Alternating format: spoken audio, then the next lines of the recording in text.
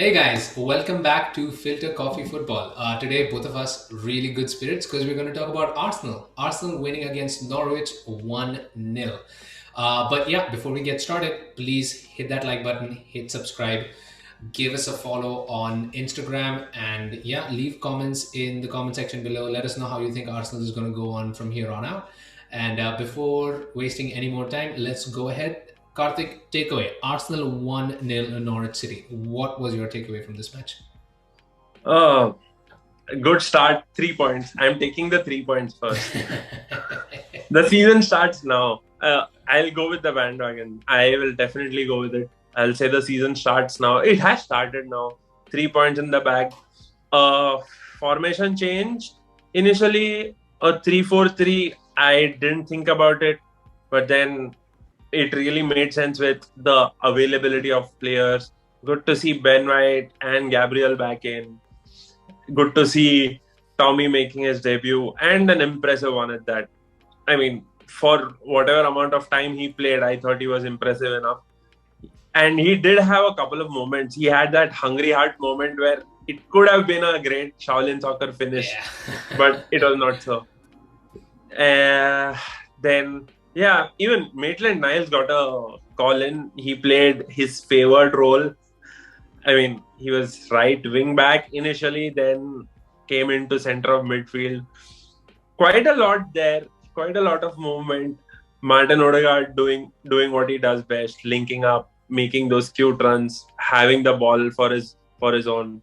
Uh, I want you to talk more about Nicola Pepe because I felt that the rhythm was being broken by Pepe a bit. I mean, that's just been an issue with him all times because he's just so hit and miss, and it's just always been. He's been in the club now 2 seasons, and it's every like at the end of the first season, I was like, okay, he just needs some time to bed in. And last season again, he had some good moments, but for the most part, he's either off or on. There is no sort of he either gives you a 4 on 10 or he gives you a 9 on 10. That's sort of the player that you have in Nicola Pepe, which is bad because that is not the kind of player you can have in your starting 11 week in week out. I feel it's about time where he gets time on the bench, have somebody else get in his position to get more starting time, and then maybe bring him on as a substitute if we need something to happen. Because if he is not able to give consistency week in, week out, you just cannot rely on having a player like that in your starting XI. Again, he was important in creating that goal. Uh, Very scrappy goal though, which is sad because for all other measures, like Arsenal were absolutely dominant this game. 30 shots on goal, 21 shots inside the box, and the only thing we had to show for it was an absolutely scrappy goal. Good in some ways, bad in some other ways, but like you said, we will take the 3 points for today. But yeah, I mean, I think it's about time where Pepe probably needs to be shunted onto the bench and give another player a shot out. I mean, we already have Emil Smith Rowe and Odegaard. Obviously, once Emil Smith Rowe is like back to 100 fitness, I think uh, sticking with the same formation, probably having like a sorry, a 4-2-3-1 going forward, where you have obviously Gabriel and White sitting in the middle, Tierney on the left, Tomiyasu on the right, getting the Xhaka party. But I would love Lokonga and Party to be sitting in that midfield with Xhaka and Lokonga kind of mixing and matching, and then Emil Smith Rowe on the left, Odegaard in the middle, put Saka down on the right and Aubameyang down in the middle, and just give them a little bit more game time. Let Pepe stay on the bench for a while. That's what I would say.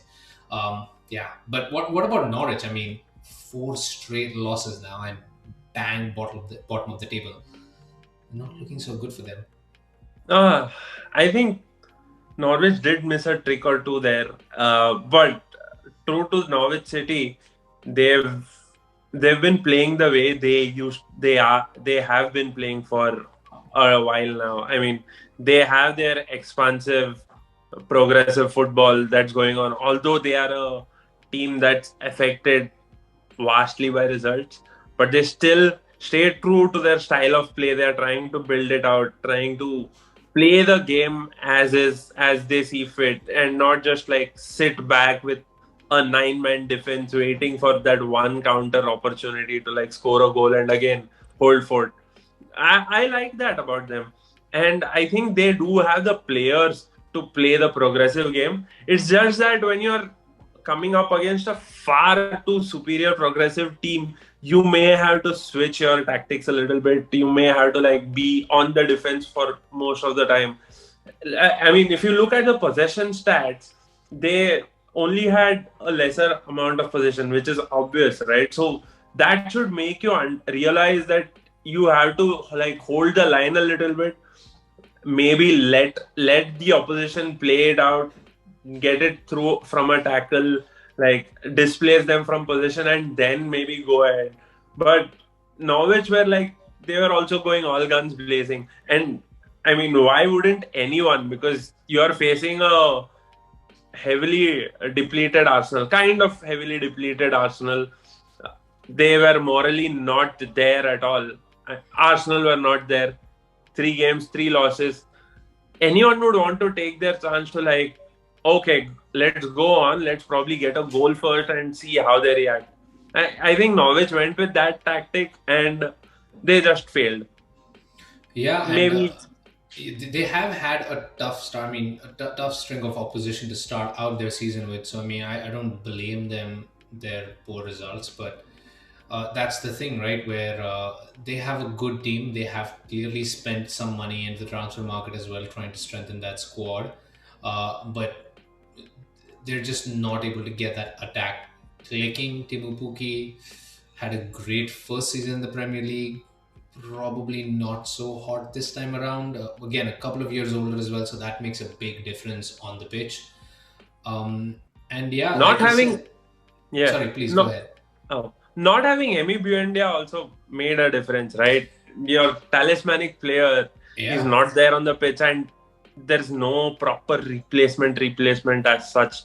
I mean, Todd Cantwell came on in the second half, so I didn't see a number 10 or a playmaker in the pitch for Norwich City, which again makes a difference to a side that's trying to play progressive football. You need to have that link up player, that one person who's just going to take the ball and distribute it, create those through passes, make those runs, and things like that.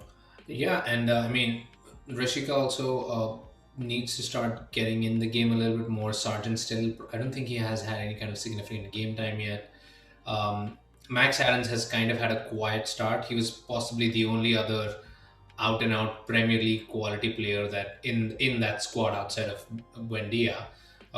So it's turning out to be a tough start for Norwich. I mean, I would have loved for them to stay because clearly they've shown that they're really good for the championship. But it seems that they cannot hold on to the same way that Leeds have held on to like their strategy and coming into the Premier League and dominating.